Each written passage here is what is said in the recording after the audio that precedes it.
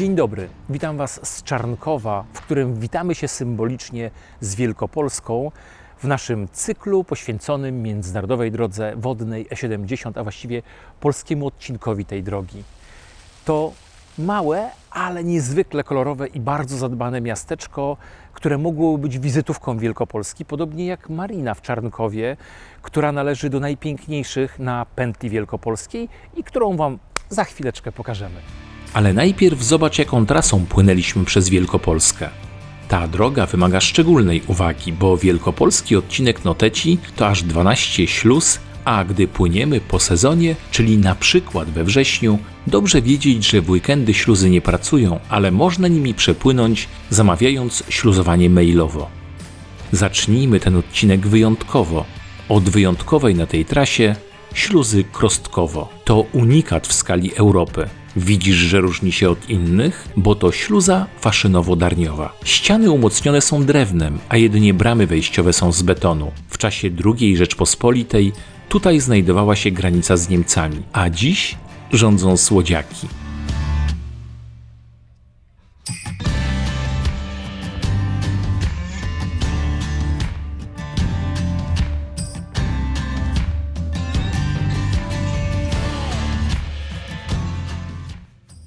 Z każdą godziną robi się coraz bardziej magicznie. Jest niby płasko, ale Dolina Noteci sprawia, że buzia nam się nie zamyka z zachwytu. Dawno już nie widzieliśmy tylu żurawi co tutaj, a wydawało nam się, że na Warmii jest więcej.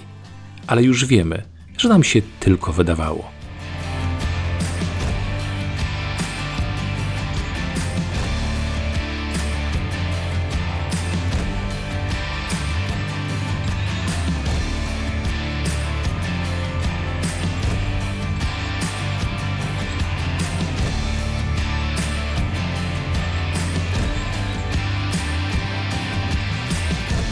A najlepsze jest, że każdy zakręt rzeki to zagadka i nigdy nie wiadomo, kto może się tam pojawić.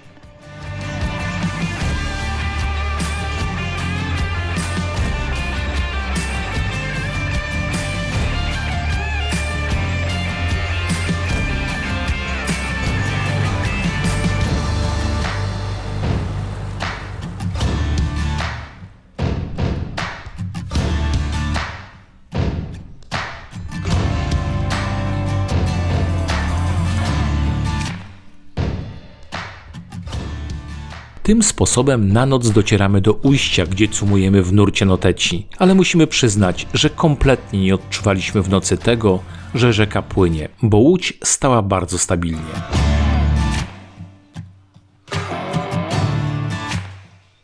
Jesteśmy w Ujściu w województwie wielkopolskim. To niewielkie miasteczko z przebogatą historią, miasto królewskie, którego nazwa wzięła się od wody. A dlaczego? Zaraz Wam właściwie wyjaśnimy, a lepiej pokażemy. Centrum Ujścia przeszedłem w kilkanaście minut i trafiłem na dwa kościoły, z których wyjątkowo spodobał mi się ten ewangelicki w zabudowie szachulcowej z połowy XIX wieku, a przed nim pomnik w podziękowaniu pracownikom najstarszej w Polsce huty szkła w Ujściu, starszej niż ten kościół. O miasto w XII wieku walczyli polscy królowie i pomorscy książęta. Pisał o nim Gal Anonim, a genezę nazwy wyjaśnia rzut oka z powietrza. To ujście tej malowniczej, pięknie meandrującej rzeki Gwdy do Noteci, przy którym to ujściu powstało miasto Ujście. Za ujściem nurt Noteci jest już nieco szybszy i rzęsy jakby mniej. Zaczynamy przeprawę przez szereg bliźniaczych śluz, które są rozmieszczone dość symetrycznie, co 5 kilometrów. A co do śluzowania w sezonie i poza sezonem, ważne jest przygotowanie planu na dzień. To ile śluz chcemy pokonać i o jakiej godzinie. W sezonie śluzy pracują od 9 do 18, po sezonie do 16. Schowam telefon. No tak. Chwila nieuwagi i chlub nie ma. Słońce nie poradziłbym sobie bez ciebie, wiesz? Wiem, No widzisz. wiem. No, cudownie. O poranku usłyszeć.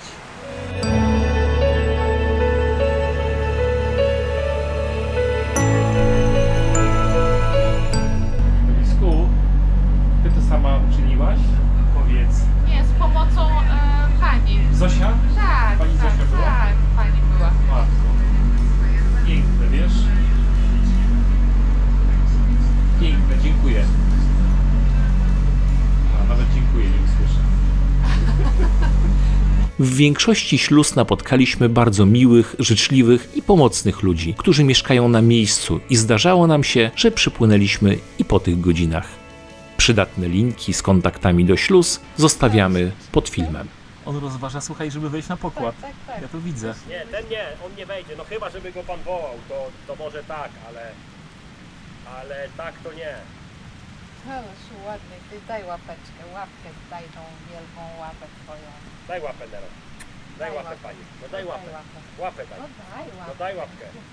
Daj pani szyszkę, no daj. No daj szyszkę, Ale pani miałeś dać. chodź, daj szyszkę. Daj szyszkę. Nie do wody. Idź drugą przynieś. Daj szyszkę.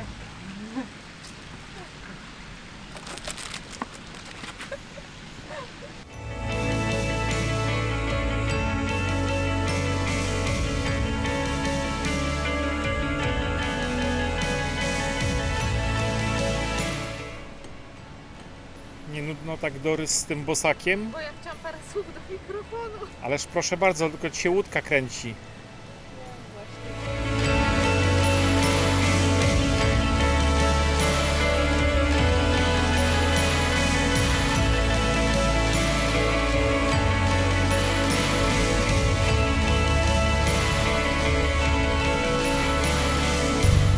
Dzień dobry, wstaliśmy wcześniej, bo prognozy nie kłamały i dla takich chwil warto żyć i dla takich chwil warto pływać po drodze wodnej E70.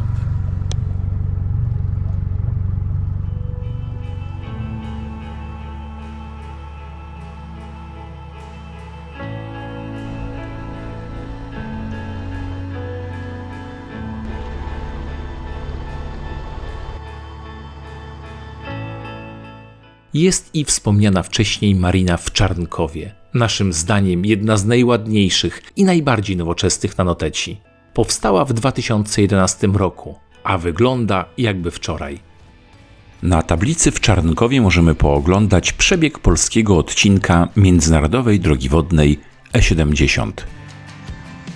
Widać, że marina została dobrze przemyślana. Jest wygodny slip dla łodzi, na jej terenie jest też bezpłatne pole namiotowe i miejsce na grilla. Warto więc stanąć tutaj na noc lub nawet na postój, by lepiej poznać miasto.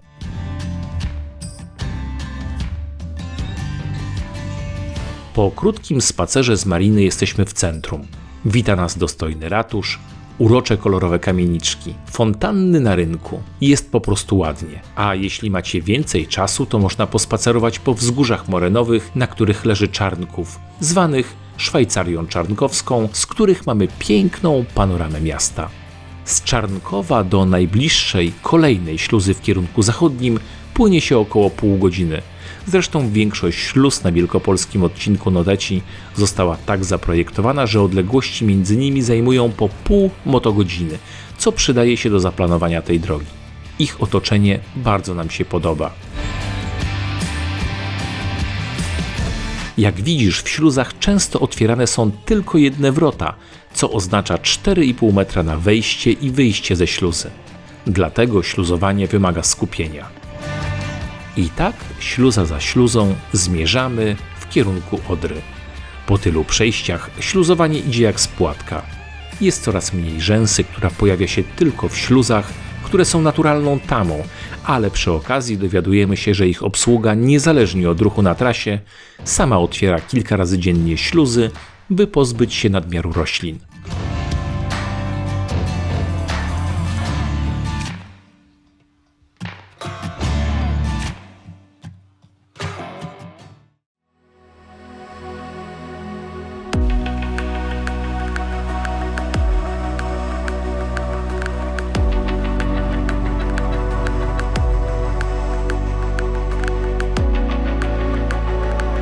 Tuż za śluzą Wrzeszczyna dopływamy do miejsca, gdzie znajduje się przystanek wodny Wrzeszczyna.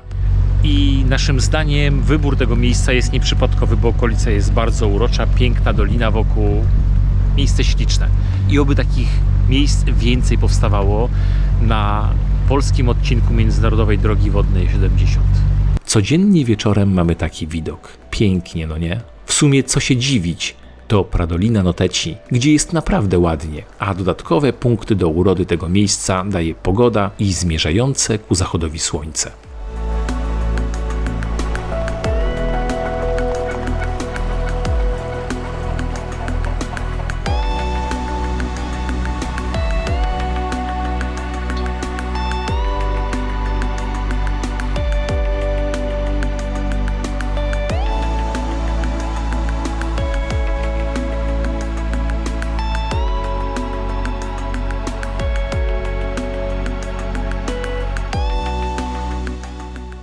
Tuż za śluzą Wieleń jest miasteczko o tej samej nazwie, a w nim trafiamy na budowane właśnie bulwary nadnoteckie.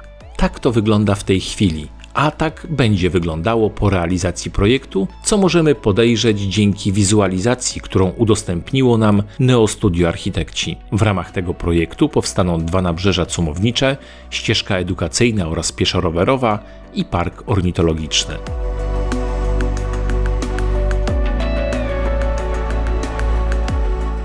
Do końca śluz zostało nam już niewiele drogi. Śluza Drawsko to jedna z najstarszych z nich, powstała w 1898 roku, a jednocześnie wygląda jak nowa, bo przeszła gruntowną modernizację, chociaż mechaniczny system otwierania pozostał niezmieniony, ręczny. Ale zatrzymujemy się jeszcze w Drawsku, by pokazać Ci ostatnią na wielkopolskim odcinku marinę Jindzel.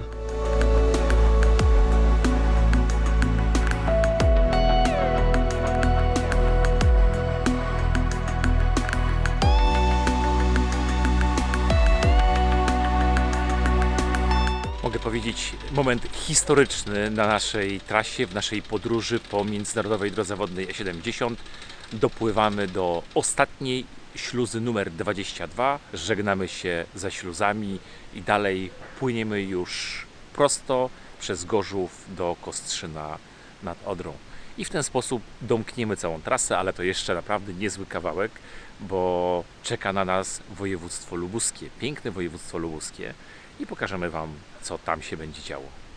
Z jednej strony radość, bo będzie już łatwiej, a z drugiej łezka wokół się kręci, bo jednak śluzy to niezwykłe zabytki techniki i chociaż teoretycznie są bardzo podobne, to jednak każda z nich jest inna. Za krzyżem polecamy uważać przy wyjściu i trzymać się szlaku, bo noteć w tym jednym miejscu ma tylko 80 cm głębokości.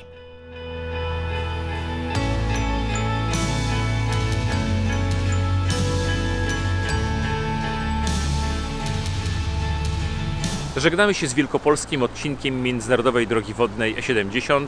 Płyniemy wciąż po Noteci, za chwilę wpływamy w województwo lubuskie, a my zapraszamy do zostawienia subów, lajków, jeżeli podobał Wam się ten film. Jeżeli macie jakieś pytania, piszcie śmiało. Jeżeli oczywiście będziemy wiedzieć, postaramy się na wszystkie z nich odpowiedzieć. Do zobaczenia w kolejnym odcinku.